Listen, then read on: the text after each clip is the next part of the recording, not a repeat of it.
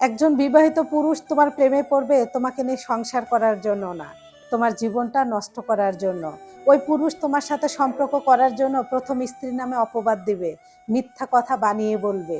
যখন তোমাকে বিয়ে করা হয়ে যাবে, 2-6 মাস পর শুরু হয়ে যাবে তার আসল খেলা। তোমাকে অবহেলা করবে, তোমাকে দেখতে পারবে না। একবার তোমার কাছে থাকবে, আবার বড় স্ত্রীর কাছে যাবে। বড় স্ত্রীকে যদি ওই পুরুষ ভালোবাসতো তাহলে নিশ্চয়ই তোমাকে বিয়ে করতো না। আর তোমাকে যদি ভালোবাসতো ওই পুরুষ প্রথম স্ত্রীর কাছে যেত না। আসলে এই ধরনের চরিত্রহীন বিবাহিত পুরুষেরা কোনো নারীকে ভালোবাসতে পারে না, এদের কোনো শখের নারী হয় না। যেই নারীর কাছে যায় সেটাই তার শখের নারী। আর এই ধরনের পুরুষ কখনো তোমার জীবন সাজিয়ে দিতে পারবে না। এরা তো আগে থেকেই সংসার ভাঙার কারিগর, শুধু মেয়ে খোঁজে, যেই মেয়ে তার ভালো লাগে সেই মেয়েকে পটিয়ে বিয়ে করে। এই পুরুষ কখনো তোমার শখের পুরুষ হতে পারবে না।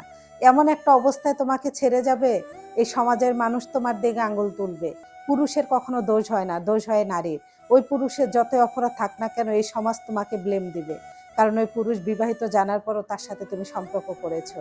বিবাহিত পুরুষের সাথে আর যাই হোক, সম্পর্কে জড়ায়ও না, জড়ানোর পর নিজের জীবন ধ্বংসের খাতায় নিও না।